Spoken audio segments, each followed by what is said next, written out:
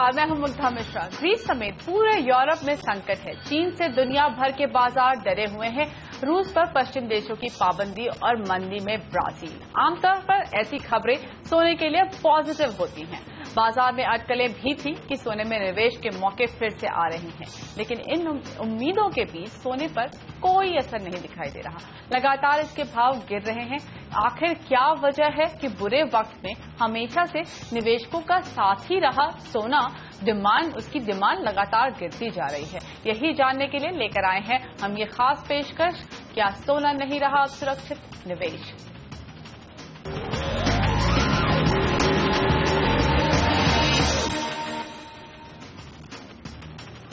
हमारे साथ सीएनबीसी आवाज के कमोडिटी गुरु जी चंद्रशेखर हैं, साथ ही एसएमसी कॉमट्रेड के रवि सिंह और निर्मल बंग कमोडिटीज के कुणाल शाह भी जुड़ रहे हैं हमारे साथ। चंद्रशेखर जी, सबसे पहले शुरुआत आपसे। बिल्कुल उम्मीद से उल्टी चल रही है सोने की चाल। आखिर ऐसा दुनिया में क्या हो गया है कि सोने की चमक फीकी पड़ती जा रही है? जब भी दुनिया में अनिश्चयता होता है तो सोने को उससे फायदा मिलता है, सोने के भाव बढ़ जाते हैं। मगर वो पिछले कई 10-12 साल में हमने देखा है कई बार। मगर पिछले अभी 2-3 महीने 6 महीने में आप देखिए, जब भी अनिश्चयता बढ़ता है तो सोने का भाव घट जाता है। तो आजकल आप यूरोप में देखिए, ग्रीस का जो अनिश्चयता है, डेट इश्यू है, चाइना का स्लो डाउन है और कहीं आतंकवाद का जो माहौल पैदा हो रहा है, तो इससे सोने को नॉर्मल सर्कमस्टेंसेस में फायदा मिलना चाहिए था, मगर नहीं मिल रहा है। क्यों नहीं मिल रहा है? 2 या 3 कारण है। मैं समझता हूँ एक है एकदम मजबूत डॉलर जो एक यूरो के सामने 1.38 था बरोबर 1 साल पहले, अब है 1.1, यानी इतना मजबूत हो गया है डॉलर। दूसरा है पिछले कई 3-4 साल में जो गोल्ड को जो सपोर्ट मिला था, this was, I call that liquidity driven commodity boom that supported gold। जितना क्वांटिटेटिव ईजिंग हुआ था अमेरिका में, उससे डॉलर का सप्लाई बढ़ गया था और उससे कई इन्वेस्टर्स मार्केट में आ गए। मगर अभी जो टेपरिंग कंप्लीट हो चुका है, इंटरेस्ट रेट बढ़ने का खतरा है। खतरा नहीं, वो तो सच्चाई हो जाएगा शायद सितंबर में। तो that is also not good, not positive for the dollar. मगर सबसे एक बड़ा कारण है कि जहां इन्फ्लेशनरी एक्सपेक्टेशन होता है, तभी सोने को सपोर्ट मिलता है। मगर अब जो ग्रीस में जो हो रहा है या चाइना में हो रहा है, उसका इफेक्ट होगा डिफ्लेशनरी, नॉट इन्फ्लेशनरी। तो इन्फ्लेशनरी सपोर्ट भी सोने को मिल नहीं रहा है, तो इन्वेस्टर्स फटीग आ रहा है। इन्वेस्टर्स अब थक गए हैं सोने से, तो वो ज्यादा निवेश नहीं कर रहे हैं। They are actually exiting the market. Okay, तो एक कंपटीशन है यहाँ पर डॉलर से।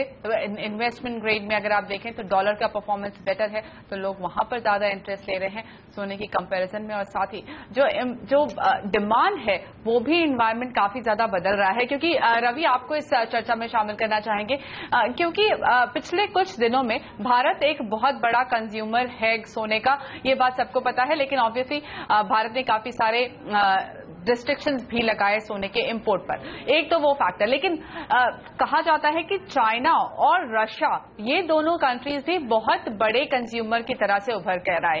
तो क्या चाइना में जो स्लो डाउन है, उसका भी एक वजह है जिससे डिमांड घटने की आशंका है? आंकड़े चाहे WGC के हों या घरेलू बाजार में ज्वेलर्स, जहां कहीं भी खरीदारी देखे बिल्कुल ज्यादा नहीं है। तो किस बात के संकेत आपको इस वक्त दिखाई दे रहे हैं? मुक्ता जी, देखिए, मुझे थोड़ा सा एक डिफरेंट नजरिया यहाँ पे समझ में आता है। पहले ये होता था कि जैसे अभी चंद्रशेखर जी ने बोला कि यहाँ पर एक अनसर्टेनिटी काफी है, डॉलर में स्ट्रांग इसीलिए है, या फिर सेफ हेवन बाइंग की अपील तो दिख रही है, लेकिन सेफ हेवन बाइंग नहीं हो रही है। पहली बात है। गोल्ड में एक जो इस बार का जो नेचर है, जो इस टाइम की क्राइसिस है, उसमें ये है कि इकोनॉमिक क्राइसिस ज्यादातर कंट्रीज को है, यानी कि लोगों के पास सेविंग नहीं है, वो अपनी जॉब्स को बचाने के लिए यहाँ पर काम कर रहे हैं। इसकी वजह से भी शायद मेरे ख्याल से सेफ हेवन बाइंग तब देखने को ज्यादा मिलती है जब इकोनॉमिक क्राइसिस हो लेकिन लोगों के पास सेविंग हो। इस बार का जो क्राइसिस है उसमें लोगों के पास सेविंग नहीं है, ये एक बहुत बड़ा मुद्दा है। दूसरी बात है, अगर आप पॉइंट के हिसाब से देखें तो अब आप चाइना की बात कर लें या इंडिया की बात कर लें या किसी और कंट्री की बात कर लें, खासतौर से दो कंट्री ज्यादा इंपॉर्टेंट है, इंडिया और चाइना। यहां पर ज्यादा आपने देखा कि गोल्ड में बाइंग हमेशा देखने को मिलती थी। इंडिया ने लगभग रिस्ट्रिक्ट कर दिया है। चाइना का जो अभी ये इस समय जो इकोनॉमिक क्राइसिस वहां पर देखने को मिल रहा है वो भी कहीं ना कहीं से अब इफेक्ट करेगा।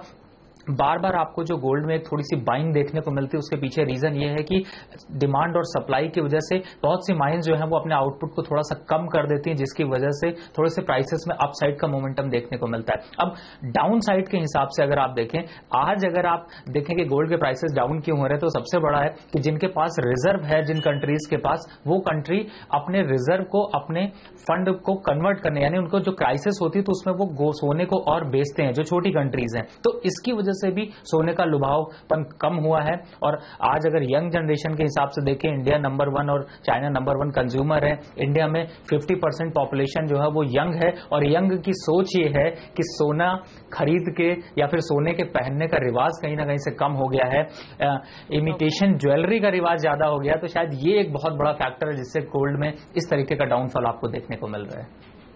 ओके, तो काफी सारे फैक्टर्स हैं जो कि डिमांड को इम्पैक्ट कर रहे हैं। लेकिन कुणाल, अगर हम भारतीय बाजार की बात करें तो 1 महीने पहले तक प्रीमियम वसूला जा रहा था और अब डिस्काउंट पर बिक रहा है। क्या वाकई हालात इतने खराब हैं सोने के लिए?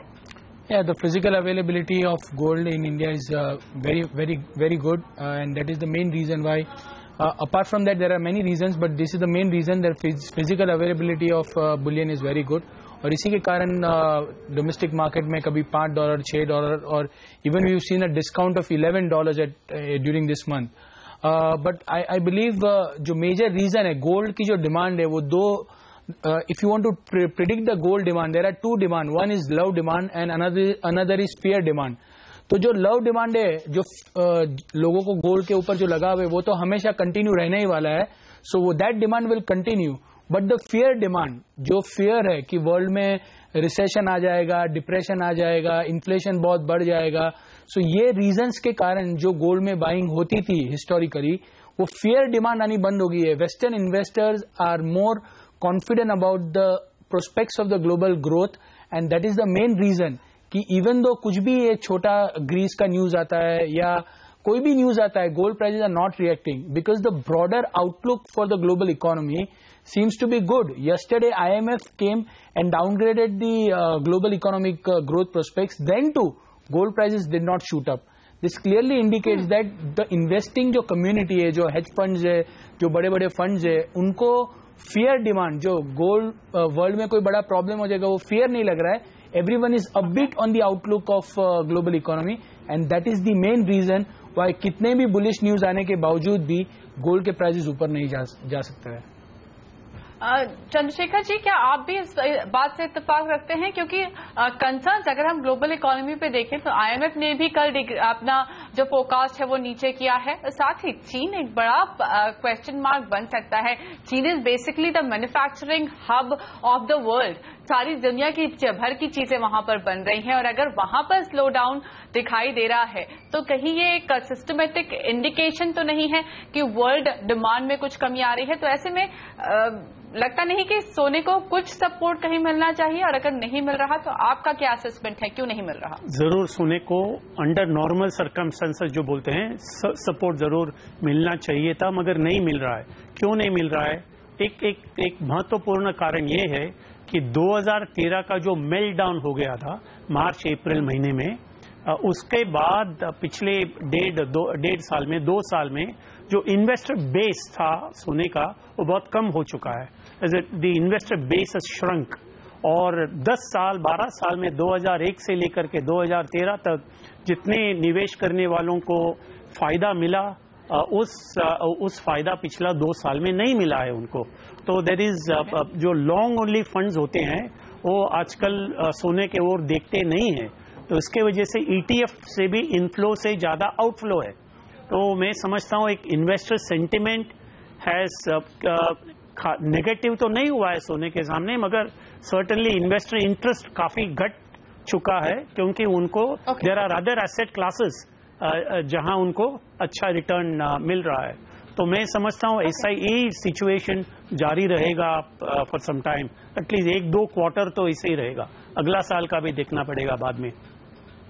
ओके, तो पिछला अंडर परफॉर्मेंस जो सोने का रहा है वो भी एक फैक्टर है जिसकी वजह से इस वक्त लोग हाथ खींच रहे हैं सोने से। लेकिन फिलहाल लेके यहाँ पर एक छोटा सा ब्रेक, आगे समझेंगे क्या भारतीय बाजार में, घरेलू बाजार में सोने को लेकर दीवानगी कुछ कम हुई है क्या?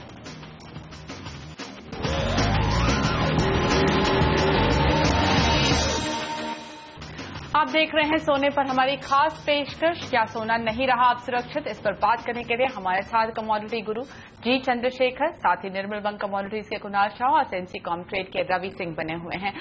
रवि, आपसे समझना चाहेंगे कि ओवरऑल इन्वेस्टमेंट डिमांड पर तो असर दिख ही रहा है, लेकिन क्या आपको लगता है, आप जैसा कह भी रहे थे कि भारतीय बाजार में ऐसा लग रहा है कि अब लोगों का इंटरेस्ट, एटलीस्ट यंग जनरेशन का इंटरेस्ट थोड़ा कुछ कम हुआ है, लेकिन क्या आपको लगता है हाउस वाइफ की दीवानगी अब भी कुछ कम हुई है? आपको ऐसे इंडिकेशंस मिल रहे हैं? क्या आपने सोना खरीदना कुछ कम किया है?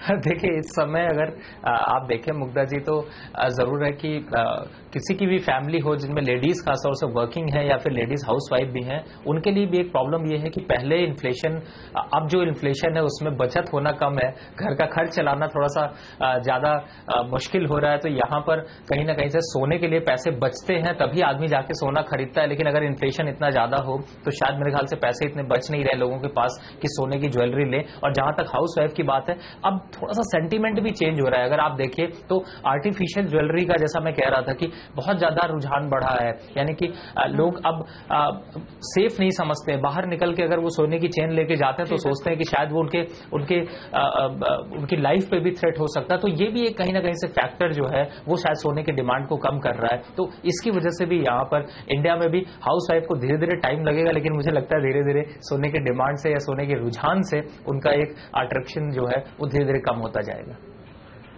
कुणाल, कमोडिटी मार्केट का वॉल्यूम जरूर बढ़ा है, लेकिन सोने के वॉल्यूम पर कोई असर नहीं दिखाई दे रहा। ज्वेलर्स भी मान रहे हैं कि खरीदारी नहीं है। तो ऐसे में अब जबकि कुछ एक स्टेप्स गवर्नमेंट ने भी ले लिए, जहां पर आपको 1 लाख के ऊपर ही पैन दिखाना पड़ जाएगा, तो ये सारी बातें समझे अगर, तो क्या ये माने कि गोल्ड इंपोर्ट के फ्रंट पर खास करके सीएडी में सरकार को कुछ फायदा होता हुआ नजर आएगा? यस, हमने देखा बीच में जैसे पीक सीजन टाइम पे गोल्ड का इंपोर्ट इंडिया से फिर से बढ़ गया था, but this month, last month we have seen a drop of more than 40% in gold imports. जो द मेजर रीजन जो आप बोल रहे हो, डेफिनेटली गवर्नमेंट को सीएडी पे the lower imports will lead to a better CAD, that is natural, and even though oil prices are going down, that is also very beneficial from the government point of view. But ये जो demand है gold की India में, जो women या जो normally लेते हैं वो 1-2 महीना ड्रॉप आ सकती है, but on aggregate basis you are not going to see a major fall in demand. So जैसे मानसून खत्म होता है, द रूरल इंडिया से डिमांड चालू हो जाएगी। So even though we see these numbers of 40-45% on month basis drop, it doesn't mean that India से gold का demand या India से gold की ज्वेलरी की demand is going to reduce drastically. But जो investors है, they are shying away to the riskier assets, जैसे equity है या दूसरे asset class है, they are definitely parking more money in the risky instruments than gold right now. Okay, so there is a conflicting view here. Kunal को लगता है कि जो डोमेस्टिक डिमांड है वो शायद उतना ज्यादा असर नहीं पड़े, लेकिन रवि को लगता है कि वो डिमांड भी कमजोर हो रही है। चंद्रशेखर जी, आपका क्या मानना है? Do you think consumption demand कम हो रही है? इन्वेस्टमेंट डिमांड की तो बात हम कर ही चुके हैं, वहां वो तो कम हो ही रही है। नहीं, मैं समझता हूँ हमारा देश में पिछले कई सालों में जितना भी इम्पोर्ट हो रहा था, कम से कम 30% तो इन्वेस्टमेंट डिमांड था। शायद I would even call it speculative import with expectation of A price rise.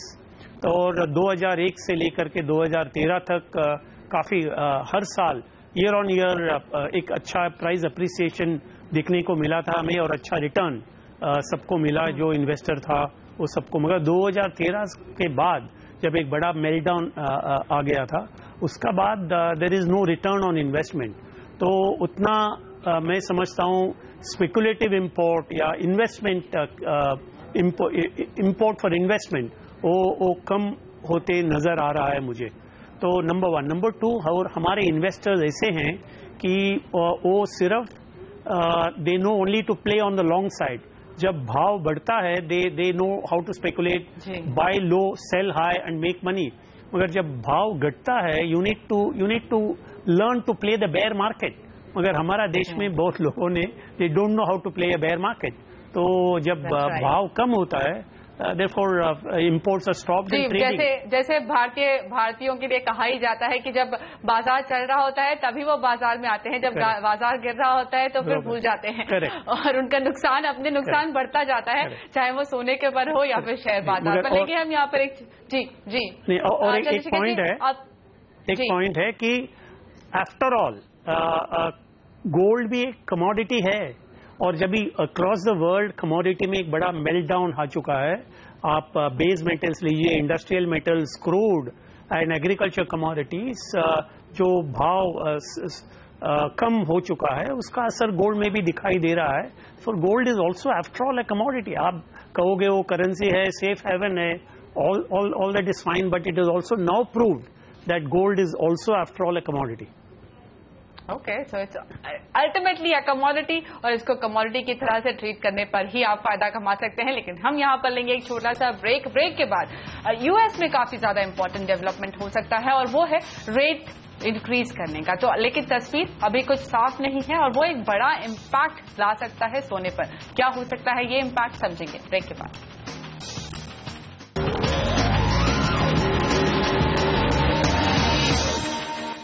आप देख रहे हैं हमारी खास पेशकश सोना क्या अब नहीं रहा सुरक्षित निवेश। हमारे साथ इस वक्त चंद्रशेखर जी, रवि और कुणाल बने हुए हैं। चंद्रशेखर जी, आपसे सवाल लेना चाहूंगी कि यूएस में ब्याज दरों को लेकर तस्वीर अभी साफ नहीं है। लगता नहीं कि सितंबर में क्लैरिटी नहीं है कि सितंबर में वो रेट इंक्रीज कर रहे हैं या नहीं। तो अगर दरें बढ़ती हैं तो सोने की स्थिति कैसी रहने वाली है? जरूर सोने का ऊपर दबाव आएगा, और मैं समझता हूं प्रोबेबिलिटी जो है सितंबर महीने में इंटरेस्ट रेट बढ़ेंगे उसका प्रोबेबिलिटी ज्यादा है।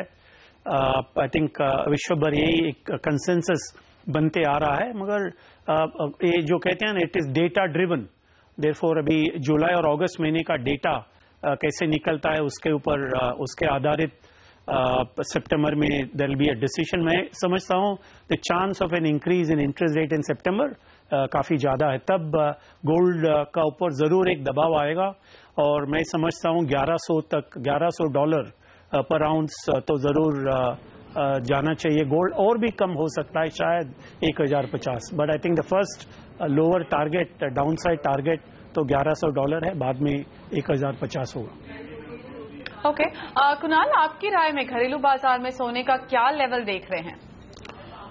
जी, मेरी राय में यहाँ से जैसे चंद्रशेखर जी ने कहा, मैक्सिमम हमको 1100 to 1090 तक फॉल लग रहा है। और domestic market point of view से बोले गए, सो इवन दो रूपी डेप्रिशिएट होता है, मुझे नहीं लग रहा है कि रूपी 65 के ऊपर जा पाएगा, considering the way our RBI has been accumulating the reserves. मुझे नहीं लग रहा है कि आगे जाके बहुत ज्यादा भी डेप्रिसिएशन आएगा। इंडियन इकोनॉमिक सिनेरियो इंप्रूव होते जा रहा है, so maximum downside on the Indian boards is what we can see till still 24,500 or 25,000, that's it, not lower than that। मेरा व्यू ऐसा है कि जैसे गोल्ड $1100 होता है, सो वर्ल्ड में 30% of the gold producers would start making losses, so that should act as a good floor for the long term basis. And the other thing जो मुझे बहुत इंपॉर्टेंट लग रहा है कि नेक्स्ट साल अगर यूएस में या दूसरी यूएस में रेट्स बढ़ रहे हैं और ऑलरेडी हम यूरोप में और यूएस में इन्फ्लेशन बढ़ता देख रहे हैं, सो ये जो फॉल आएगा गोल्ड में, that should act as a good strong bottom, and next year maybe even though US में और रेट बढ़ते हैं, गोल्ड में बहुत ज्यादा गिरावट नहीं देखने मिलेगी। ओके, रवि, अगले 2 क्वार्टर्स के लिए, 2 या 3 क्वार्टर्स के लिए आप क्या लेवल्स देख रहे हैं सोने में, स्पेशली जो रुपी डॉलर इक्वेशन है उसको ध्यान में रखकर? देखिए, अगर इंटरेस्ट रेट सितंबर के हिसाब से देखते हैं तो यहाँ पर मुग्धा जी मुझे लगता है कि रुपी में वापस से एक वीकनेस हो जाएगी, जिसकी वजह से इंटरनेशनल गोल्ड भले गिर जाए लेकिन इंडिया में गोल्ड बहुत ज्यादा नहीं गिरेगा। एक सपोर्ट जो दिखने को मिलता है, जैसा चंद्रशेखर जी भी कहते हैं कि 1100 तक अगर लेते हैं और रुपी को अगर देखें तो शायद मेरे ख्याल से 25,300 से 25,000 के बीच, यानी इस बीच तक के रेट तो आपको लोअर साइड पे देखने को मिल सकते हैं। लेकिन उन लेवल्स पे शायद वापस से फिर से रुपी की वीकनेस की वजह से एक बाइंग आपको देखने को मिले, और उन लेवल पे शायद वापस से आपको इक्विटी मार्केट पे भी क्या होगा वहां पर, ये ज्यादा इंपॉर्टेंट है। क्योंकि अगर एक कंपैरिजन देखें तो इक्विटी मार्केट ने 40% का जहां पर रिटर्न दिया हुआ है पिछले सालों में, चाहे किसी भी कंट्री का देखें, ज्यादातर इक्विटी मार्केट ने पॉजिटिव पे साइन है। यहाँ अगर इंटरनेशनल गोल्ड की बात करें, इंडिया गोल्ड की बात करें, तो 35% डाउन है। तो ये भी एक बहुत बड़ा गैप है जिसकी वजह से गोल्ड में अभी प्राइसेस जो है वो शायद बॉटम आउट हों, तो वहां पर एक बाउंस बैक देखने को मिले। बट ये जरूर है कि 25,000 के लेवल इंडिया के लोगों के लिए बहुत जल्द देखने को मिल सकते हैं। ओके, कुणाल, क्या आपको भी लगता है कि सितंबर में यूएस फेड रेट्स बढ़ाएगा? सी रेट यूएस में बढ़ने ही वाले हैं सितंबर, अक्टूबर, नवंबर, that is not important, but the fact is rate बढ़ने वाले हैं। और as per me lot of these has been priced in, everyone knows it, this is not a surprise event कि suddenly कोई इवेंट हो गया, जैसे चाइना में हमने लास्ट वीक सडनली कोई इवेंट होते हुए देखा और उसके कारण कमोडिटी के प्राइसेस नीचे आ गए। This is not a surprise. So when there is not a surprise तो उसका जो रिएक्शन होता है फॉल का, that is very short live. वो 1 या 2 दिन आपको पैनिक देखने मिल सकता है, but after that I don't think there will be a major correction और major fall. Gold prices have already discounted most of the negative into it. Just एक मोमेंटरी फॉल आएगा जब यूएस में रेट हाइक आएगा तब। But remember, अगर US में rate hike आता है दैट इज ऑल्सो सिग्नल कि वहां पे इन्फ्लेशन आगे जाके बढ़ने वाला है। Already there are green shoots of inflation in developed economy, specially in Japan also, in Europe also and US also. So वो ये जो फॉल है इसमें बहुत ज्यादा मंदी, जैसे हम रिपोर्ट्स पढ़ रहे हैं वेरियस, $900 हो जाएगा, $1,000 हो जाएगा, ऐसा सिनेरियो नहीं लग रहा है। ओके, चंद्रशेखर जी, एक क्विक सवाल आपसे, तो क्या आपको लगता है अगर किसी को लॉन्ग टर्म के लिए निवेश करना है तो इस वक्त सोना एक अच्छा ऑप्शन हो सकता है? अब नहीं, आप 3 से 6 महीने का जो टाइम फ्रेम में देखोगे तो मैं नहीं समझता हूं कि सोना एक अच्छा इन्वेस्टमेंट होगा इंडिया में in rupee terms. Okay, alright, Chandrashekhar ji, Ravi और कुणाल, आप तीनों का बहुत बहुत शुक्रिया। हमें दीजिए इजाजत और आप बने रहिए CNBC आवाज के साथ। नमस्कार।